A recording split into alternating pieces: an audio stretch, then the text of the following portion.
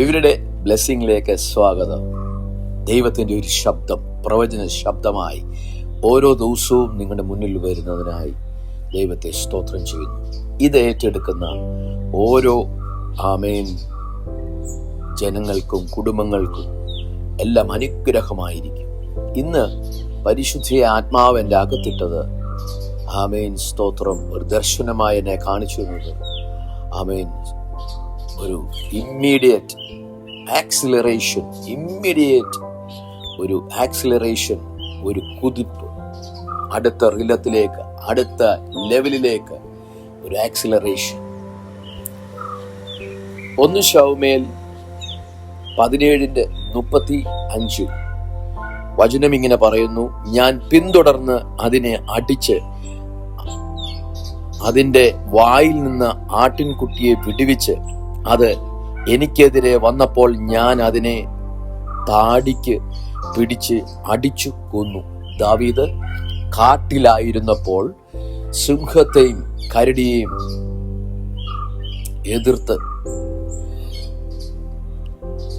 ആടുകളെ മേയ്പ്പാനായി കാട്ടിലായിരുന്ന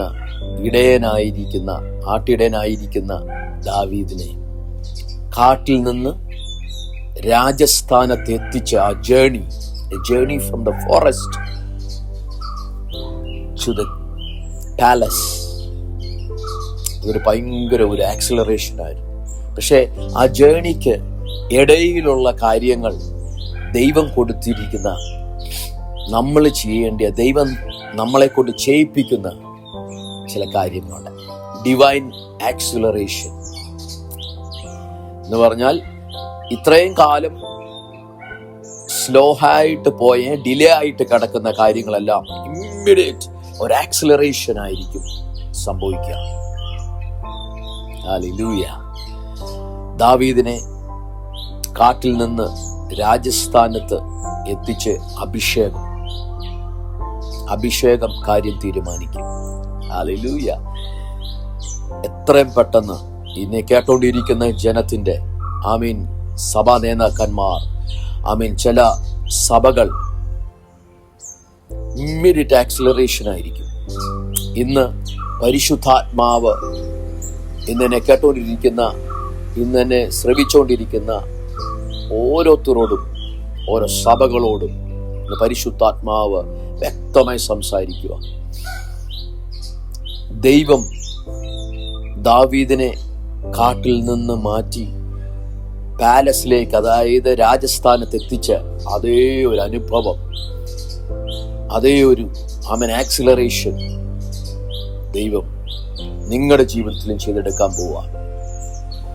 എന്താണ് നിങ്ങളുടെ മുന്നിൽ നിൽക്കുന്ന ഗോലിയാത്ത്? ഏതാണ് ഗോലിയാത്ത്?